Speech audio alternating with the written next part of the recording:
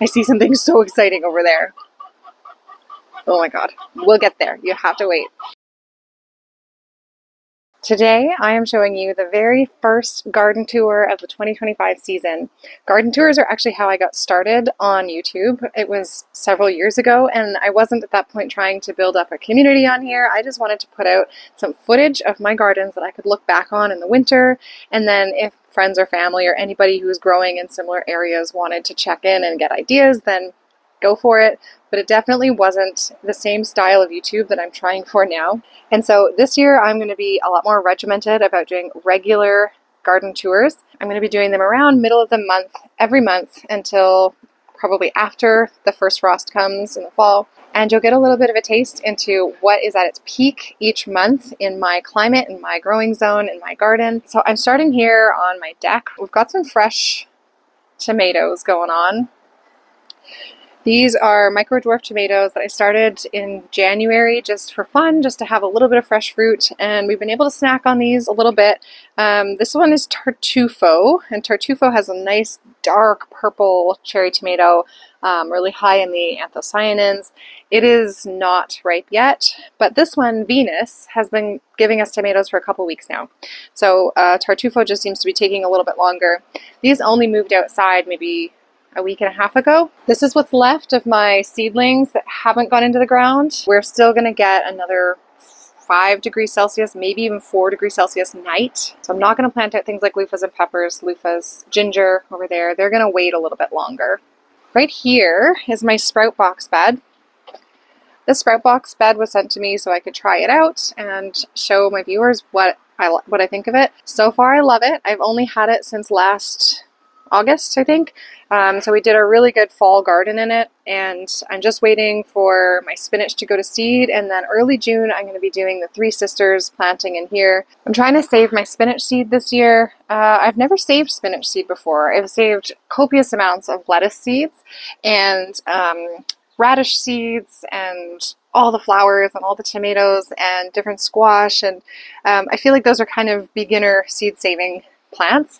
Spinach is also fairly beginner in that it's easy to collect the seed, but it can be a little trickier because you need male and female plants to cross-pollinate, and you need quite a nice size population. I have to look it up again, the number of plants that you should have for the most reliable seed that comes off of it.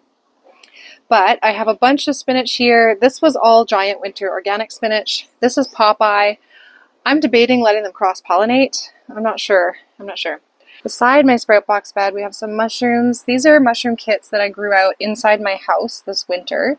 I work with Grow Mushrooms Canada. They produce amazing kits and other spawn. I've had really good luck with their stuff. And so these bags were done. I've gotten at least 3 flushes from them. So I just throw my old spent mushroom kits in a nice shady, moist spot, and they often produce one more time for me. You know, I always like to grab a coffee or a tea or something when I'm doing a garden tour, and I never drink my drink because I'm talking the whole time. I don't know why. I feel like there's a comfort in having a beverage. It feels like I should be doing a little garden stroll with my coffee, but then when I'm talking, never gets drank. So I'm going to stop and purposefully drink my coffee. So this is my son's garden behind me. He wanted a water fountain really, really badly. He wanted it for the plants so that the water would splash out and water the plants and he could grow a lot of ferns. My son is 3, by the way. My kids are both super into gardening. And then Kim, my wife, wanted to do more practicing with cement because we have a lot of projects in our space that require cement that are coming up. And so she wanted to just practice and thought she'd make an awesome fountain for him. And it's been so amazing. I see the filter's a little bit clogged, or the pump is a bit clogged, so I got to get in there and pull all of the silver maple buds out of it. It's been such a nice space to sit here with their little camp chairs, and they just watch things come up. He's just got some native plants like black-cap raspberry spreading through here.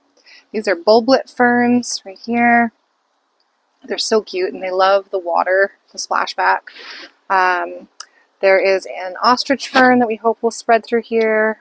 Some sensitive fern that I see is spreading. This right here is a black gum tree, and it hasn't budded out yet, so I hope it's okay, but oh, it's just starting. Good. A little black gum tree that will get huge and make this a real shade garden. We have a little bit of Irish moss that we snagged from my daughter's garden just to fill in this front space because we step on here to access the fountain. This is silverweed, and it is a very aggressive ground cover, but it is native, and it's very easy to pull out. So that's kind of nice. Like, it'll spread readily, but you can pull it out if you don't want it, and it covers the ground nicely. I just got a couple of bearberries this year, and I'm trying them in different spaces. Also in pots because they like really acidic soil and we have really alkaline soil. This is what's left of his snowdrops. He really wanted some of the first blooms of the year, so we gave him a couple snowdrops. We have a low bush blueberry, another low bush blueberry over here, and then more of that silverweed. So that's his little garden, and he loves it so much. He comes and just sits in his chairs and stares at it and watches the fountain. He also really wants more garden space, so we're going to have to figure something out because both kids are just hungry to plant, and all of our beds are filled with things, so they need some more spaces. This is my junk pile. Every garden has one, and you know, it moves around. It's not always there. Along these front beds here and here, I've transplanted our Apios americana. It's a beautiful native vining plant. It's in the legume family. They climb and they vine, so they make like a curtain to close in our deck area. There's cattle panel here. We always use cattle panel. One of these is going to my daughter's school garden. Trying to get them into vertical gardening because I love vertical gardening. And then along here we've got cherry tomatoes that are going to climb up the deck here. There's 4 cherry tomatoes and some handy, easy to grab herbs along here because that's the door from my house and we walk out here. And then on this side is the outdoor kitchen area that we are still building, but we do eat here. We have a picnic table. So it's handy to be able to grab herbs as you just walk from the kitchen to the table. I never know which path I should take through the garden now because we've created a lot of entrance points, which is really cool. I love having all these rooms in the garden and different like entryways to get into them, but I never know which way I should go. So let's just start over here. Okay, I said I had a junk area, but we have multiple junk areas. I have some pots here with blueberries and one more bearberry and a couple strawberries. I put them in these giant 25-gallon grow bags because it's really hard to amend the soil pH in the ground, and I wanted to grow things that needed it really acidic, so I put them in these pots so that I could amend with elemental sulfur. And I believe it's working. My blueberries look terrible because the rabbits demolished them through the winter, but I think hopefully they'll come back. And then the lighting isn't great over here, but I'll quickly show. This is our, garbage heap. All the cinder blocks we've been scavenging, and they are for our outdoor kitchen builds. This is our native garden along here, one of them, and it's got things like Echinacea purpurea, swamp milkweed, brown-eyed Susans, and in that trough back there, that's where we put our Jerusalem artichokes, so they don't spread too much. I did plant some quinoa along the fence, which is not a native plant, but I needed space for it. There's some fall sunflower. My son and I removed a big columnar cedar from here this spring, and in its place we put a little redbud. That's that little baby tree there. And around it, because suddenly I found myself with all this empty space, I put more quinoa and a bunch of radishes just to fill the space for now. It will eventually fill in with all the native plants. This patch that looks like nothing is in it is Joe Pyeweed. I might show a picture of what it looks like in the summer and fall, or maybe I'll just make you wait and see what it looks like. But this is one of our entry points into the main garden area where we have a trumpet vine growing up and over this arch trellis. And I see my boysenberry is spreading all throughout here. I gotta tackle that before it gets out of hand. This tree here is a nannyberry. Got some Ohio spiderwort coming in. Looks like a grass right now, but it's gonna have pretty flowers. There's a pile of rhubarb. We were pulling some heads, seed heads of the rhubarb. I divided my rhubarb last fall. I had to move it over so I could move a tree, and when rhubarb gets a little bit stressed out, it can send up more seed stalks or more flower stalks the next year. And so that's what's happening to this one plant. It just didn't love getting moved, so it's sending up flowers. You can pull those flower stalks to try to promote more leafy growth because you can't eat the flower stalks. They're hollow. But I'm not too worried. I have several rhubarb plants. I still have rhubarb in my freezer from last year.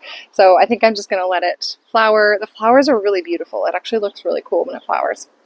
my boysenberry, which I'm hoping Kim's going to be able to build us some sort of trellis system, maybe with a bench, because the boysenberry is the kind of plant that when it touches down, when the vines touch down on the ground, it forms roots where it is, and so it's just spreading like wildfire through the garden. And as much as I love boysenberries, I need it to be contained a little bit. This is my daughter's garden and the chickens, but before we go over and have a close look at that, I'm going to show you this area here. But this area here, I decided to try chaos gardening. I'm not one for trends usually, but it was kind of a way to be lazy and pretend like there was a reason for it. I sowed a bunch of seeds for flowers, some of which I have never grown before. And so it's been really challenging to weed this area, waiting for things to germinate, because I don't know what the seedlings look like. I have not previously been much of an annual flower grower. I just do the basics. This year I expanded my repertoire a lot with growing flowers from seeds. But next year, or maybe even in this fall, we're going to be putting more raised beds in. So a raised bed right there and a raised bed right there. And so I needed just annuals to fill the space for the summer, so it wasn't just full of weeds, and there was just something here that was pretty. Hopefully it's going to be pretty before the raised beds find their homes there. And I have these fruit trees here. There's a peach and a plum, and then a pear. The pear is the youngest. And I'm working on espaliering these trees, so that's why they're tied up like that. I want to espalier them to be flat in a candelabra shape, and then also bring them up to meet each other at the top to make an archway to walk under to enter the garden from our dining area. The grape on the obelisk here is getting some nice buds on it now. This thing fills out to cover the obelisk, and then it like folds over on itself, so we do some pretty hardcore pruning on it. Right now it doesn't look like much, but give it 2 months and this thing's going to be suffocating the obelisk. We're also growing some carnations, or dianthus here, and I've grown them before and didn't understand why they just laid on the ground. They flopped over. And I was talking to my mom, and apparently my mom's grandfather, so my great-grandfather, used to grow them in a big plot, and he had like a grid of string that he would put up everywhere to hold them up. So we're trying that. We'll see how it looks when it fills out, if they do trellis well. But that would be nice if this actually ended up showing up and not just getting trampled on the ground. In front of the chicken coop, we've got some clematis. Now be careful. Clematis is toxic, so if chickens eat it, that's not a good thing. But my chickens, I think most chickens mostly know what's good for them. They have not bothered this clematis at all, and it's been here for a couple of years. Yeah, so I'm not worried about it. And then my prized giant alliums. I got these giant alliums from one bulb. It was at my old house. I was a grad student. I had no money. We were renting the house and didn't have a lot of money, but I really, really, really wanted a giant allium. And one year I splurged and I spent $20 on a single bulb. And now I have 1, 2, 3, 4, 5, 6, 7, 8, 9, 10, at least 10 of them from that one bulb. And I know, like, it takes years, but eventually you get your money's worth. And if you wanted, you could sell some to make money back. Giant alliums are beautiful here. I love the big poofy purple in front of the chicken coop. So while chicken coops may end up being kind of like smelly, gross areas in some spaces, if you surround them with beautiful flowers, then no offense, chickens, but it really helps the whole beauty of this whole situation. And on that note, I also plant mint around it. This is catmint right here. And then I've got spearmint down here. This is contained enough, but it can spread even through the rocks. So it will just make itself at home through the rocks, even though there's 4x4s as a frame. Mint will spread a lot, but I also use mint a lot. I will dry gallons of mint leaves, and I drink it all through the winter. Got more rhubarb here. This one always goes to seed right away. This is a variety that I started from seed 4 years ago, and it has gone to seed immediately in spring every year. And so I would trash it. I would just get rid of this plant, but it's really pretty. And as I said, I have a lot of rhubarb elsewhere that has amazing stalks that are like as long as my leg right now. I'm not even kidding you. And I still have rhubarb in my freezer from last year, so I'm not worried about them going to going to seed, flowering. It's really pretty. So right now we're in my food forest hill, as I call it. We've got 3 apple trees here, and then all the raspberries along the back of the hill. I see something so exciting over there. Oh my god, we'll get there. You have to wait. This tour will lead you to something that is very exciting for me, a first for this season. All right, up the food forest hill, I've got haskaps that are coming on. Now with haskaps, you need a pollinizer. So I have there some berries forming. That's a borealis variety, I think. And that's basically just the pollinizer for these aurora ones. I love the aurora berries. They get really big. And there's another one over here. I might want to net these soon because birds love haskaps, and so do I. We also have gooseberries here. The gooseberries are also pretty thick with berries. They're going to be a nice blackish purple color when they're ripe. And over here, currants, like holy currants, holy blossoms. This one's a pink champagne variety, and it is just absolutely covered in blossoms. And then these ones are all just red currants along the hill. That's my daughter's fairy garden back there. Her pet hamster's buried back there. Very sweet. One of my squash plants planted already. There's some cabochas squash. This here is our woodland garden. Behind us is a road and train tracks. So we're also hoping that these cedar trees are going to grow up soon. But you can see it can be a little bit busy back there. I've got these cedar trees. I've got cedar trees all along here. We have a mushroom totem back there. There's actually a baby spruce tree and some elderberries planted up in here. Just things that I'm hoping will fill out the space. But this is a native forest garden that I am in love with. Every year it gets better and better. When we moved in, this was a giant patch of goutweed. And we transformed it. We dug down 12 inches through this whole space. We sifted the soil to get all the roots out. And then we solarized the space for an entire year. And then we piled in a bunch of triple mix and wood chip and decomposing leaves and made it into a nice forest floor vibe. This is about to bloom. This is Virginia waterleaf. All those little fuzz balls are about to become just beautiful flowers. This thing is lush and tropical back here all summer long. And the leaves actually get a little bit variegated as the summer progresses. We've got some wild leek. That's ramps right there. I'm not seeing my ostrich ferns coming back here, but they should. I think they're just a little delayed back here. These are wood poppies. They're gorgeous. They're an early bloomer, but I have them bloom all season long back here in the shade. Like really early, one of the first things to bloom. Here we've got some, oh, I don't know. I'm so bad with the native plant names still. There's so many that I've acquired so fast.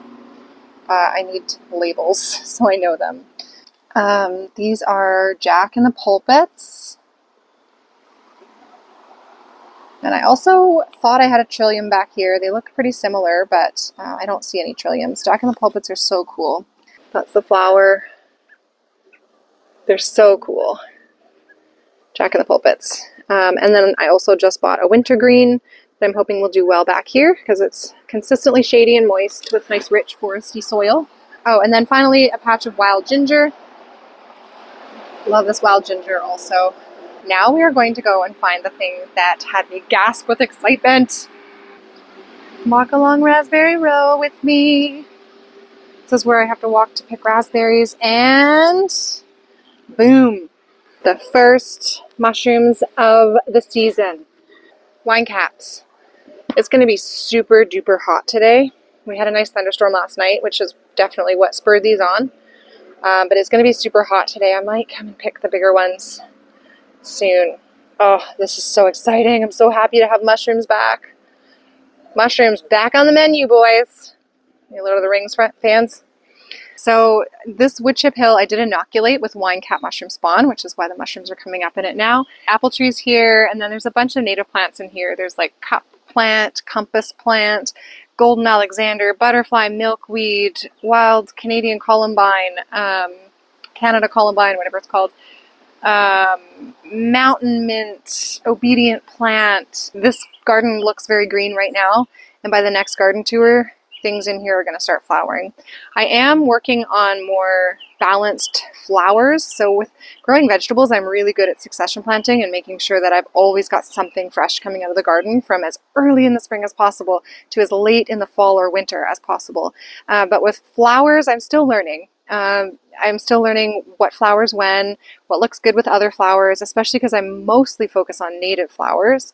And I do that for the ecosystem benefits and also because I'm a lazy flower gardener and I don't want to be starting a bunch of annuals every spring, every winter in my house. I have to start enough vegetables. So annuals are just not my cup of tea for flowers, except for like the few that are delicious edibles or work really well in companion with your vegetables. So I'm still working on that. I have a really good summer garden going on in here. I could use a little bit more for fall and then a lot more for spring. Now my forest gardens have the earliest native flowers because they're spring ephemerals. And I'm actually going to show you the Virginia bluebells before it's too late. This garden here I put in last March, so it's been just over a year. And I had just quit my job and I was going to start out on my own doing consulting. Didn't even realize I was going to go for YouTube as a job when I made this garden last year. But I just lifted the sod and then I had the chickens come through and help me scratch it up and then planted some really hardy perennials, herbs. This Asian pear went in. I already had a patch of Pearly Everlasting, which is this big swath of this like pretty muted green here. It's going to be stunning by the end of July. And it's a host plant for the American Lady butterfly. I think that's the one. And I've already seen them all over this thing. So that's exciting. That's really exciting. That's why I plant native plants. I also have a peony. The peony came with the house. There's only a very small handful of things left here that came with the house. And of course I moved it because it was in a terrible location. Now it's where I want it. Okay, over here, for reference, my son's garden is on that side of the shed, and now we're coming this way. We have a David Austin climbing yellow rose here. This is its third year, I'm pretty sure. The start of its second year, we accidentally cut it off with the weed whacker. It wasn't me. Anyway, it's gonna hopefully leap this year. With perennials, especially native plants, but with a lot of perennials, there's an old adage that in year 1 they sleep, in year 2 they creep, and in year 3 they leap. So when I say hopefully it's gonna leap this year, it means hopefully it's gonna leap into growth and just take over this whole trellis and climb up the shed. It does have really pretty yellow flowers. We've got some chocolate mint in a pot down there. That's my son's. This is a plant I dug up and don't want anymore and failed to give it away to anybody, so it's just sitting there withering away. This is an eastern prickly gooseberry. It's a native gooseberry. And then that is a choke cherry. And then there's some red osier dogwood that's coming through the neighbor's side, which is great. I also have some planted elsewhere. We've got hazelnuts and more hazelnuts, and there's the Virginia bluebells. Ooh, love that thing. And this is elderberry, and we've got aronia berry or choke berry. There's some Arnold hawthorn. There's a swamp rose, and I can't remember what else. But there's a bunch of stuff up this hill that's going to be coppiced and made into a hedgerow. Right here is our brassica bed for this year. It's a new space that we found to shove some plants in, which is a good thing because my brassicas are not doing well in the raised bed where I had planted them. First, a rabbit came in and ate them off before I got the covering on. And then I did a second planting. I do a lot of succession sowing, and so I had 3 successions planned of brassicas, of broccoli and cauliflower, and some cabbages. So my first one was taken by the rabbits. My second one I put in that bed, and it just was stunted. It was just taking forever to grow. Some of them just look like they're about to die. Others are finally taking off. It's super weird. But this is my 3rd succession planting, and luckily this stuff looks like it's doing well here. We have a purple flowering sand cherry, which came with the place. Again, one of the few things that we kept. And I've got a hellebore and sensitive fern, more wild ginger up here. And then there's usually some like jack-in-the-pulpits and trout lilies that are just native forest plants that are coming up on their own here. I planted another one of my bearberries, also called Uva ursi. I planted it here, and then I have a little birch tree. So there's one of my other bearberries, and then my paper birch tree. And you even see it. It is the size of a pencil. Rabbits ate it before I got it covered last year. I was not pleased with them at all. We have a nice little wildlife pile here by the hammock. Rabbits lived in it in the winter. Not that I want to encourage rabbits to be comfortable here because they eat a lot of my food.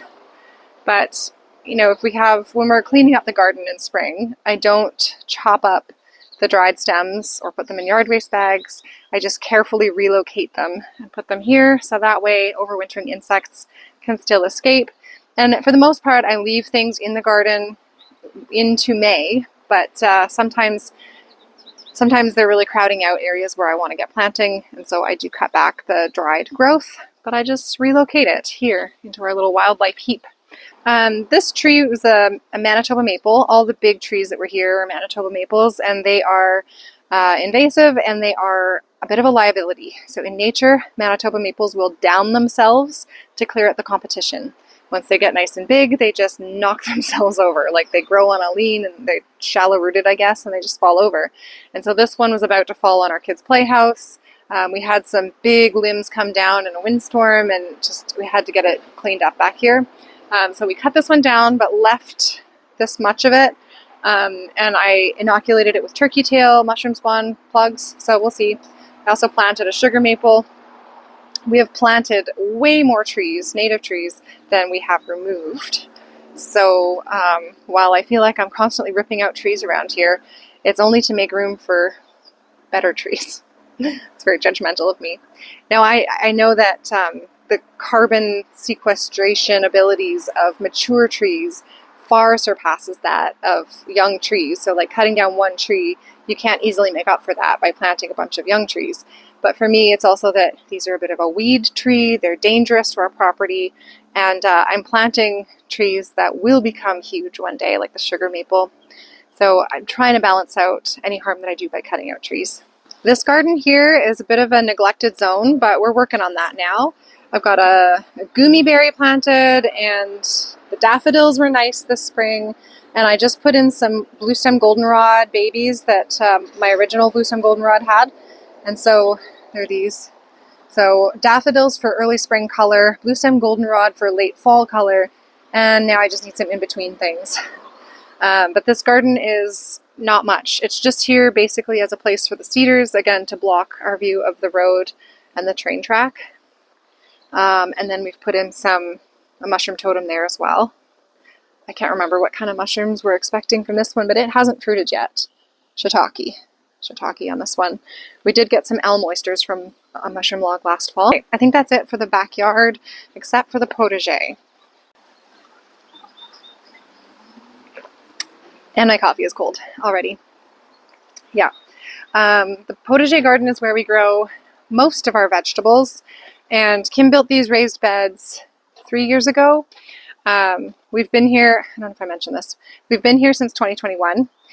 Previously, we gardened in a more urban space. We had a smaller place and there was a lot of shade we were contending with. So this is like a dream come true. 1/4 acre with some south sun and some shade, so we can really diversify. We do these arched trellises. I learned about these many years ago from Jess from Roots and Refuge, as I think many people have, and I love using them. We grow everything from beans to cucumbers to cucamelons to loofahs to melons, all kinds of things over these arched trellises. This one you can see is kind of flattened, it's kind of squared off. That's because these aren't cattle panels. Cattle panels became too expensive for our blood, but Home Depot sells just like panels like this that are 8-foot panels. And so we just use those, but they're not quite as strong. So last year, 2 years ago, when we had loofahs on here, they got so big. We had 3 loofah plants. We got 24 massive gourds hanging on them, like the size of my arm. And it pulled this down. I came out one day and it was like across here. So that was a little too heavy for it. And we haven't repaired it yet. But this year I'm just doing cucamelons on it. and Armenian white cucumbers. So hopefully those aren't too heavy for it. Cucamelons are super lightweight. Their vines are very fine and lightweight, and the fruit themselves are lightweight. The kids love cucamelons. Got the peas along this side of the bed, and these ones I sowed inside and planted out, which is why they're now about 18 inches tall. They should blossom any minute now. Come on, peas, we're ready for peas. And these are our Emiko Chinese cabbages. They are almost ready to come out. Next week we're expecting a couple of really cool nights, 5 degrees Celsius and 4 degrees Celsius. And so I want to put my ginger here, but I'm waiting to plant it out anyway. So I'm just going to leave these guys in until then, until like mid next week. Then I'll harvest them. I make kimchi with these primarily, and then I can put my ginger in here. And then we'll also be filling this in with some bush beans, I think. Although I'm still eating through last year's beans from the freezer, so maybe I should hold off on all the beans. Here's some melons, little Kajari melons. Our to-do list for this weekend includes adding a trellis on this side of the bed, so we have something for those melons to climb up. And this bed has some salad greens along the back. This is just a red romaine. And then yesterday my son and I planted the pole beans along here, all in between the lettuces. So the pole beans will climb up this trellis this year. This is my greens bed here. I put the insect netting on to stop the rabbits as much as the insects. There's one of my broccolis. One of my little cabbages is down there. They're interplanted with a bunch of lettuce and some radishes, because as those brassicas start to get bigger, the lettuces and radishes will come out. I guess radishes are a brassica too, but you know what I mean. This is our strawberry bed here. Did a lot of work cleaning it up this spring. It's good to keep your strawberries cleaned up, get all of last year's growth pulled out of there, like dead leaves and stuff, just to keep it clean. Put a fresh coat of mulch down, straw mulch, and we've got some blossoms. So it won't be long now till we get the first of our June-bearing strawberries out of here. Bed was overwintered spinach along there, and I planted carrots along the back. They've come up. I planted them in March. And now this overwintered spinach is going to seed, so I've pulled most of it out. I have a few radishes left to get, but this is where I harvested that big row and pickled them in a previous video.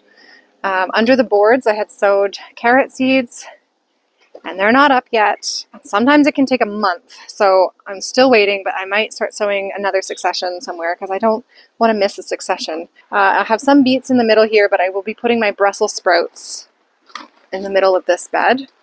And then opposite that bed, I've got my garlic and some radishes along the outside, a couple of lettuces in the middle, and kale on the side.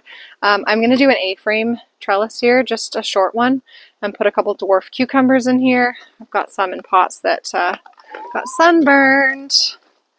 Because of all the advice I give on hardening off, I still forget things, but we've got a few more cucumbers. These ones were actually inside for a long time producing, and we've had 3 good-sized cucumbers, like enough for my daughter's lunch, off of those already inside the house.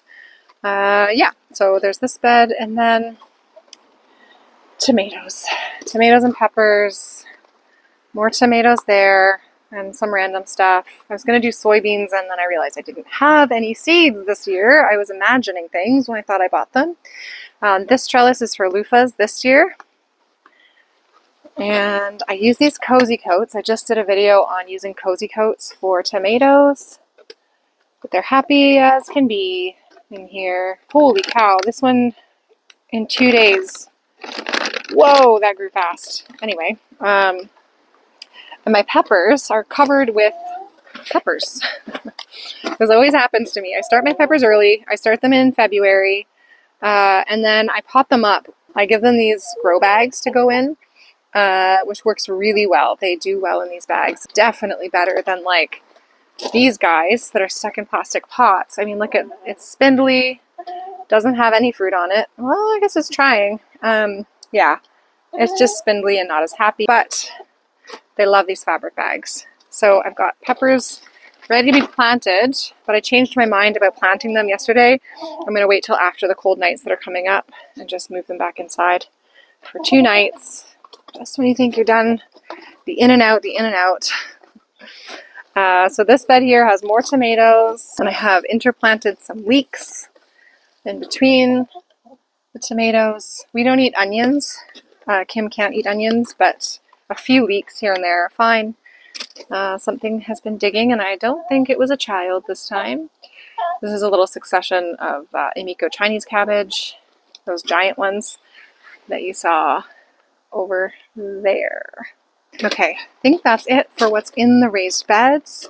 I also have peas everywhere. I have 3 sections of peas that I've planted around fruit trees, where I've got like a ring of chicken wire and then peas around that.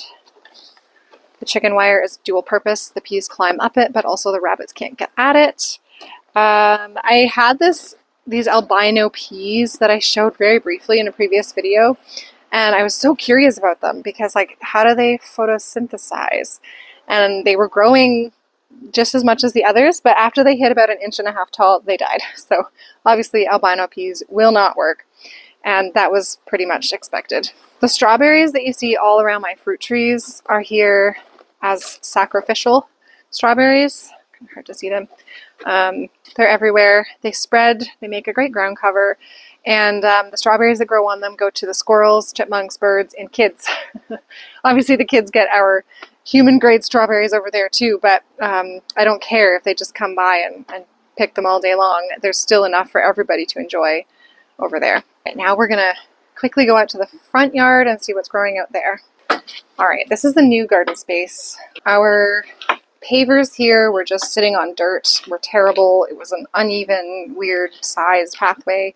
So this year Kim's finally getting around to ripping it all up, putting some proper foundation in. This was just leftover rock our neighbor had that he let us use.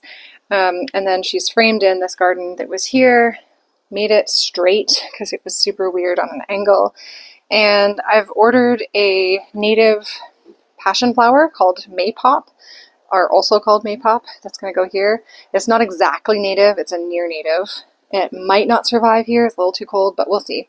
We've got a false Solomon seal. Thanks, Dad, for IDing it for me. Oh my gosh, what is this? This was toothwort, and this is, oh, I forget. I need labels on my native plants.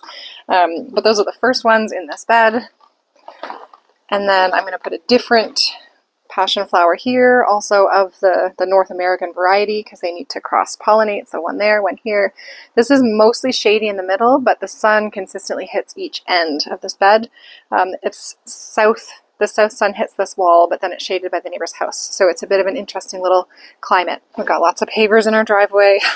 In front of our front step here, I ripped out this hosta, but it continues to come back. We've got a New Jersey tea tree that the rabbits ate down to almost nothing in the winter, but it'll come back. And then I'm working on my native flower collection for here. We've got some climbing roses for the trellises, which are not native. Got some asters, little lance leaf coreopsis, more asters, and then lots of bulbs come up in here, and more roses. The asparagus has been off the hook, picking it every single day. This is the first time this chicken wire has actually gotten in my way, trying to pick asparagus. And we are definitely not sick of eating asparagus yet. And then our front garden, our front yard, we're trying to just show people what's possible with native plants. A couple of houses on our street are doing this, which is awesome. This is our big serviceberry tree that we love so much, just finished flowering. And then it's all native plants around here, and they're just starting to fill out for spring. Again, I want to work a little bit more on color for all seasons. Like, look at this wood poppy. Oh my gosh.